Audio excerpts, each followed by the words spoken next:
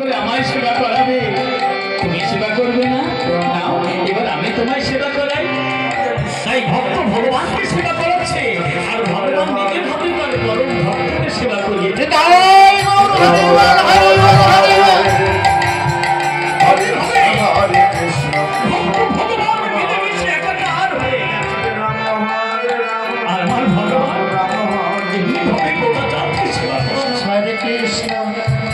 দুজনে মনের আনন্দে সেবা করেছে।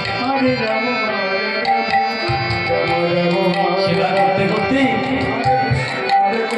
গোপীনাথ বলছে, ওরা বন্ধু এখন থেকে তুমি প্রতিদিন আমার কাছে আসবে। তুমি প্রতিদিন যখন আমার কাছে আসবে, আমরা দুই বন্ধু এমনি ভাবে এখানে নৃত্য করবো। এখন থেকে প্রতিদিন তুমি আমার কাছে আসবে, আর আমরা দুজনে এখানে গল্প করবো, আমরা দুজনে নৃত্য করবো। আজ থেকে আমরা একে অপরের বন্ধু।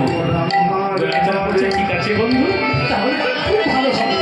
এখন থেকে পিতা যেই মাথা থেকে করতে চলে যাবে, সঙ্গে সঙ্গে আমরা দুজন এক জায়গা হয়ে আমরা দুজনে খেলা করবো। গোপীনাথ করছে বেশ, তাহলে এসো বন্ধু, এবার আমরা দুজনে একটু নৃত্য করি। এই বলে গোপীনাথ তার পরম ভক্ত গোড়াচাঁদকে সঙ্গে নিয়ে দুজনে মনের আনন্দে নৃত্য করছে সে ঘরের মাঝে।